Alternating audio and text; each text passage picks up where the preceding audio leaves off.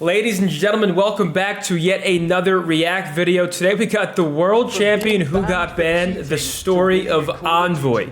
I'm sure most people know this, but Envoy, I think he got banned for keyboarding back in the day. Envoy loved playing Call of Duty with his friends, as many do, but he soon realized he was a lot better than them and was hungry for some competition. So he began entering online GB, baby.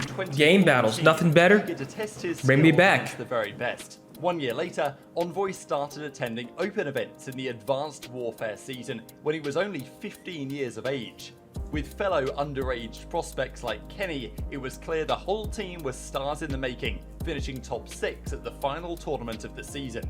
This was a sign of things to come going into next year, but Envoy's dreams were shattered when Activision announced that every single tournament with the inception is that what it was? He was underage? Would now have an age restriction of 18 years. I thought he just took a break for some reason. Envoy into a temporary retirement. That's what it was. So no the age, longer allowed to attend pro events the age for restrictions. 3 years.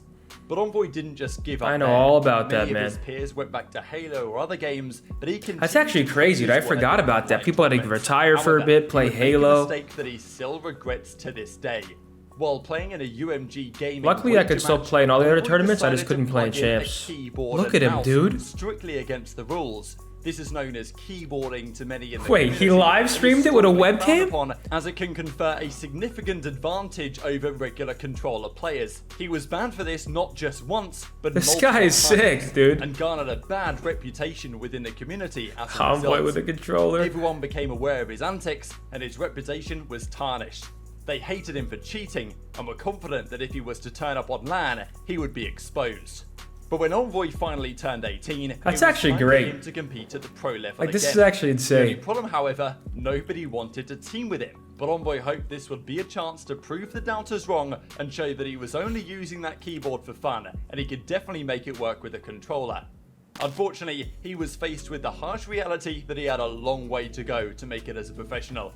In the 2 events he attended in 2018, Envoy could only place top 80, yes, Top 80, Dill? and top 48. That is a tough one. Before calling it quits Top for the rest of 80 the is year. tough, Dill. 2018 was a big wake-up call for Envoy. He knew he was not good enough as it stood to hang with the best, and needed to put in more time and effort if he wanted to accomplish his dreams.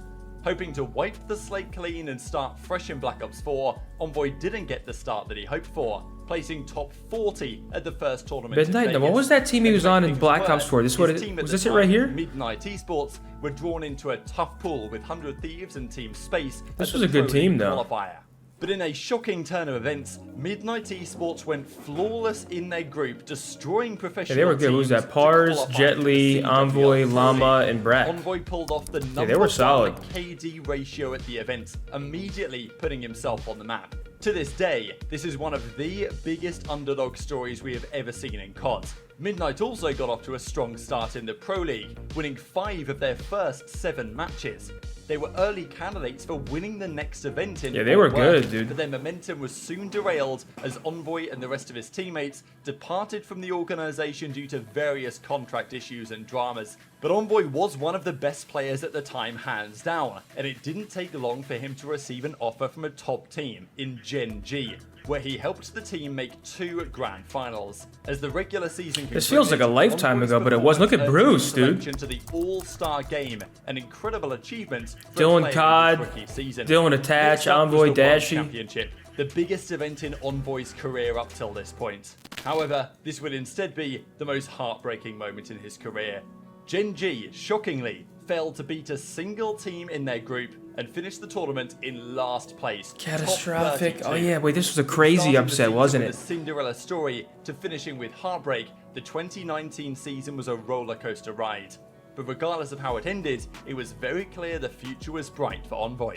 As competitive Call of Duty transitioned into a franchise league, Envoy's performance in Black Ops 4 did not go unnoticed. He received a massive offer to play with the likes of Scump and Formel on the newly formed Chicago Huntsmen, dude. As Envoy prepared himself to play for the most popular team in the league, he knew there was more pressure on him to succeed. This was a big opportunity, and Envoy grabbed it with both hands, putting in elite performances week in, week out with the SMG in hand. Comparisons with the King himself were starting to be drawn by the fans, and Envoy was nominated for regular season MVP. He also received the S&D Player of the Season award, and nothing demonstrates this better than this iconic match against the Minnesota Rocker, where Envoy carried Huntsman on his back to complete a 5-0 comeback, finishing the game with a ninja defuse.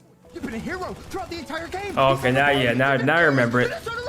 Dude, that's like the best feeling in the world. Getting out of a round 11, winning 6-5, especially to win a series too. The occasion to ensure there was not a repeat of 2019. Against Wait, this one's insane. This one's actually crazy. He clutched the all-important TJ versus Dill. Game 5, round 11 to secure top 3. No one can finish the kill. Arcees picks up 2. It's all going to be on TJ now. Oh my god, dude. Was Teach still... I think Teach was still a little weak. A tiny bit. This single kill may have changed the trajectory of Call of Duty in the future, with OpTic Gaming Los Angeles owners Immortals deciding to sell the spot after this top 6 placement, meaning Hex could acquire it again with OpTic Chicago, and the Los Angeles Thieves were able to enter the league. If Envoy loses that 1v1 and OpTic Gaming Los Angeles go further, none of that may ever have happened. Unfortunately for Huntsman, they could not overcome FaZe in the next rounds, but a 3rd place finish was respectable considering this was only his 2nd ever World Championship.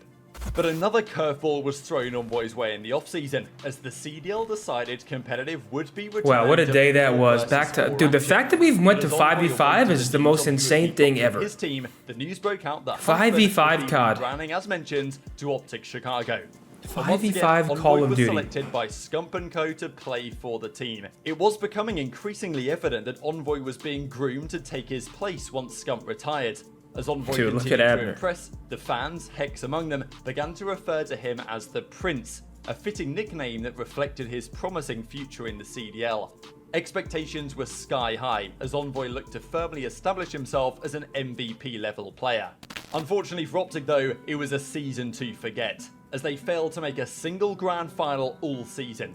The closest they came was at Major 5. What a game Cold War was, though. Making the finals, but Toronto Ultra shut what a game Cold War was. That's probably the best competitive Call of Duty in like the past 5 years, right? Surely. All-star player for the 2021 season, but this still wasn't enough to silence the doubts around him, as he dealt with questions around his playstyle.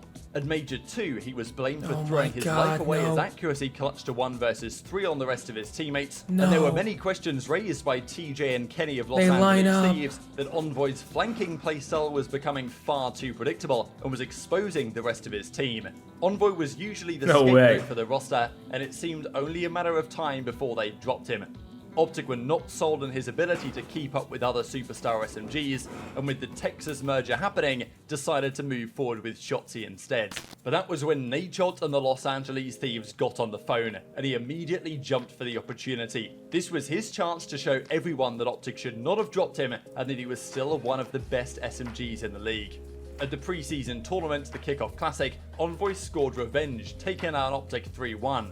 And while many OpTic fans were still firmly in support of Envoy, the nickname The Dark Prince began to emerge, recognizing Envoy's role as the villain against his former team. The Dark Prince. The first 2 majors were extremely tough for the Thieves. They placed top 6 and top 8 respectively. A massive These videos are dope, man. For the level this roster was expected to reach. A roster change seemed inevitable, but the team surprisingly rode out the storm, making a role change with Kenny and Draza and bringing in another coach.